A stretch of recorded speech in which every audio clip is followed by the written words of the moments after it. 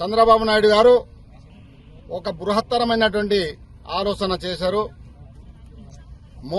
మోసపోయినటువంటి ఈ రాష్ట్ర ప్రజానికాన్ని, యువతను, మహిళలను, మేధావులను, అన్ని వర్గాల ప్రజలను కదిలించాలి, వాళ్ళని చైతన్యం నింపాలి అనే ఉద్దేశంతో రా కదిలిరా అనే కార్యక్రమాన్ని చేపట్టడం జరిగింది. అందులో భాగంగానే మా అరకువేలి నియోజకవర్గంలో ఈ నెల 20 తారీఖున రా కదిలిరా అనే బహిరంగ సభ మేము అరకు గ్రామం జైపూర్ జంక్షన్ కూడలి వద్ద మేము ఏర్పాటు చేస్తున్నాం. ఈ బహిరంగ సభకు ఈ అరకువేలి నియోజకవర్గం ప్రజానికం, యువత, విద్యార్థులు, మేధావులు, అన్ని వర్గాల ప్రజలు స్వచ్ఛందంగా కదిలి వచ్చి ఈ బహిరంగ సభను జయప్రదం చేసి మనమందరినీ మోసం చేసినటువంటి జగన్మోహన్ రెడ్డిని 2024లో మనము ఈ జగన్మోహన్ రెడ్డి ప్రభుత్వాన్ని కూలదోయాలని, భూస్థాపితం చేయాలని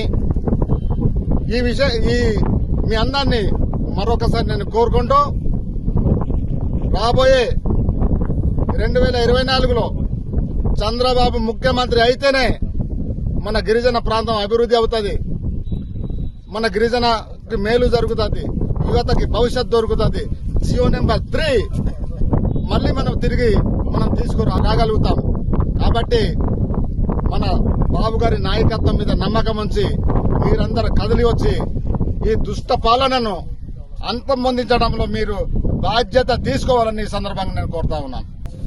నేను డుమ్మిరిగూడ మండల తెలుగుదేశం పార్టీ అధ్యక్షులు తుడుము సుబ్బారావుని.